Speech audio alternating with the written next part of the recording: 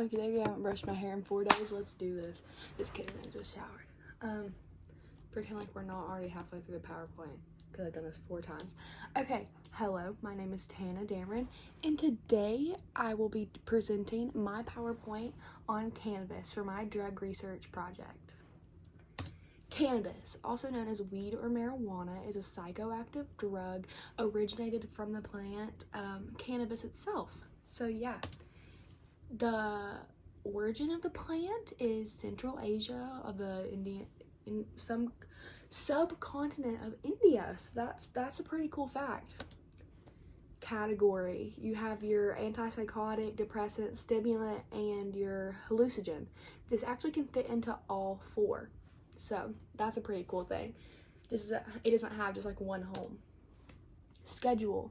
When it comes to scheduling a drug, you have your 5 different things, and it's placed in these different 5 schedules based on the chemicals that are in it and what goes into it that makes you feel that certain way when you take it, that high, that low, whatever it can be. So obviously cannabis is schedule 1. When it comes to the dosage of marijuana, it's very based on the person who is taking it. Weight, age, everything. Genetics even go into a play on it, so that's pretty cool. So I can't give you an exact number when it comes to the dosage because frankly it can be so different to me, to you, just based on genetics. Drug interactions. Okay, I have a little graph that I set up. And the moderate is obviously orange, major is red. There is also minor, but it's not as effective. So we have alpha-ethanol, which is a major effect. So we have our different levels of severity and our possible drug interactions, and there's different things like hydrocodone, doxepin, codeine itself, and they all range from minor, major, and moderate effects. Okay, so the physical effects of marijuana are, pretty basic. Your airway is going to relax, which can often be dangerous, but not in a way that you think it is. Your heart rate will fasten, a sense of dysphoria, but it's also known to help pain and alleviate that. Psychological facts have been linked to increase of anxiety, depression, suicidal thoughts too, and an increase of risk of developing psychotic illnesses.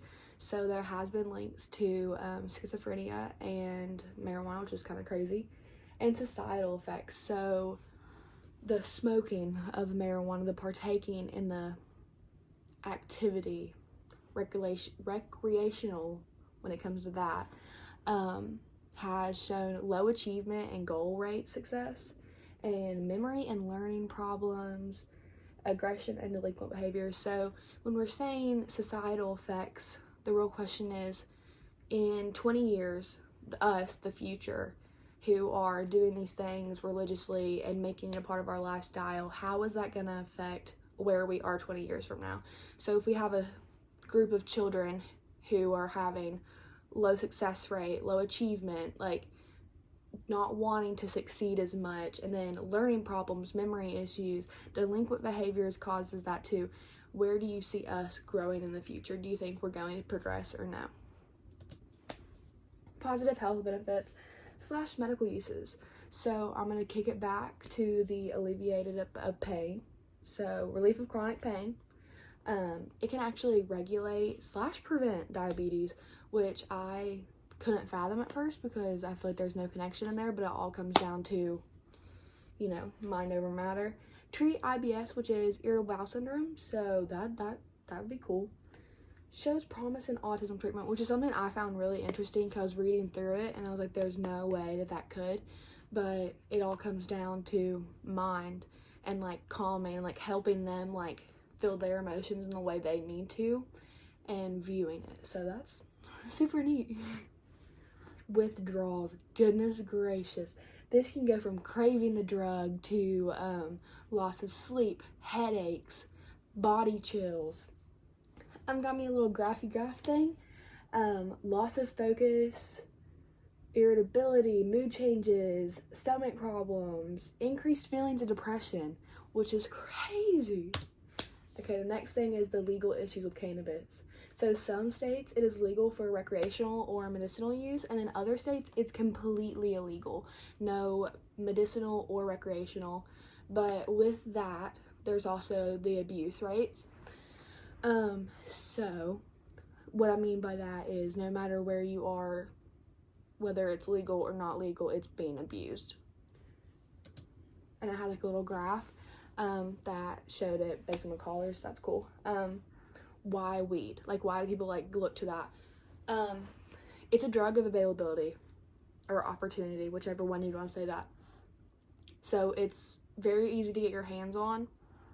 It is also due to peer pressure, because why not? Like, it's there, everybody else is doing it, might as well, you know, smoke weed. I don't know really if you like do weed. I don't think you can say that. Anyways, the next thing is people view it as harmless. Although it's now being known as like the gateway drug, people often view it as, oh, like that's just marijuana. Like no one dies from marijuana, blah, blah, blah. Like no one overdoses on that. So they view it as safe. The next thing is temporary relief from mental illness. It can help you forget your pain for a short amount of time, as you know most do. Daniel Perez, this is my case that I chose. He was under the influence of marijuana and only marijuana after the drug test ruled out any other drugs, and he had become paranoid, and he was wildly stripping off his clothes and like going crazy, and he continued to stab himself 20 times, with one going directly through his heart, leading to be fatal. And he was 18, he was a high school student, and he died. And it was ruled out that 38.2 nanograms of THC in his blood at the time of death.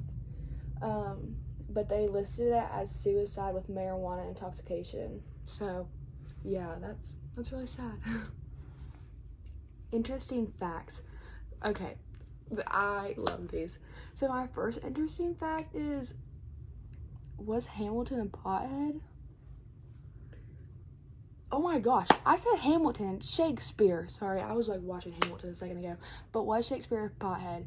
So when they were like going through his things, they found a pipe with remnants of cannabis in it. So I don't know, that's what I'm saying. True serum. In World War II, they used it against prisoners of war to figure out, you know, what was happening.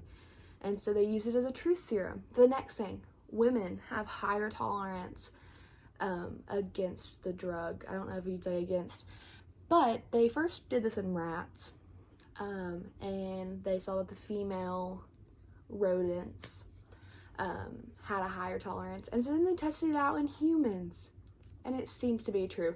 I'm sure there's some cases where like if the girl's like teeny tiny and the guy's like really, really big, but yeah, for the most part, that's pretty cool. Okay, so the next two are just my works cited. I hope you all enjoyed my presentation and you weren't completely bored. But yeah, thanks for watching.